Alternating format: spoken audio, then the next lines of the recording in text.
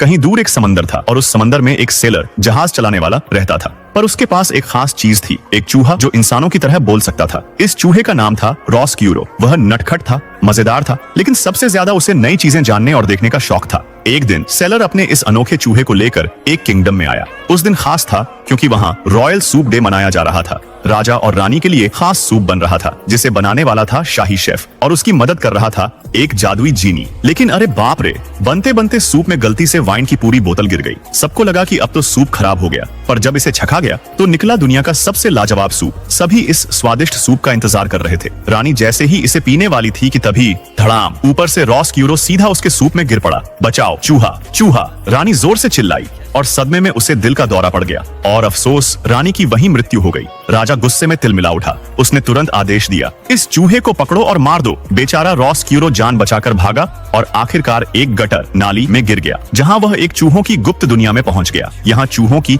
एक पूरी दुनिया थी और उनका लीडर था एक बूढ़ा मगर बेहद खतरनाक चूहा। राजा ने गुस्से में सूप पर भी बैन लगा दिया और शाही शेफ का जीनी भी गायब हो गया। देखते ही देखते पूरे किंगडम में अकाल पड़ गया। कोई बारिश नहीं, कोई खुशहाली नहीं, सब कुछ उदास। इसी बीच चूहों की दुनिया में एक नया बच्चा पैदा हुआ। यह चूहा बाकी चूहों से अलग था।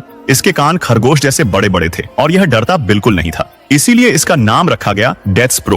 पर बाकी चूहे उसे पसंद नहीं करते थे क्योंकि वह बहुत हिम्मती था। उसकी टीचर ने गुस्से में उसके माता पिता से कहा, इस पर ध्यान दो, इसे समझाओ कि चूहे कैसे जीते हैं। एक दिन उसका भाई उसे महल की लाइब्रेरी में ले गया जहां चूहे किताबें कुतरते थे। लेकिन डेथस्प्रो ने तो किताब खोलकर कहानी पढ़नी शुरू कर दी। यह कहानी थी एक योद्धा की जो राजकुमारी को बचाता है, और बस यहीं से उसने ठान लिया कि वह भी योद्धा बनेगा। डेथस्प्रो की मुलाकात राजकुमारी से हुई जो बेहद उदास थी। उसने उसे वह अधूरी कहानी सुनाई जो उसे बहुत पसंद आई, पर समस्या यह थी कि वह कहानी का अंत नहीं जानता था। राजकुमारी ने कहा, अगली बार आओ और मुझे पूरी कहानी सुनाओ। पर अफसोस, इससे पहले कि वह कहानी पढ़ने वापस जाता, माउस वर्ल्ड के लोगों ने उसे पकड़ लिया। उन्होंने उसे इंसानों से बात करने की सजा दी और उसे अंधेरी गुफा में फेंक दिया। लेकिन वह तो योद्धा था। अंधेरे में घूमते घूमते वह एक जेल में पहुंचा जहां उसे रॉस्क्यूरो मिला। अब दोनों की दोस्ती हो गई। इधर राजकुमारी की मेड मिक को रानी बनने का सपना था। रॉस्क्यूरो ने उसे बहकाया, अगर हम असली राजकुमारी को गायब कर दें तो तुम उसकी जगह ले सकती हो।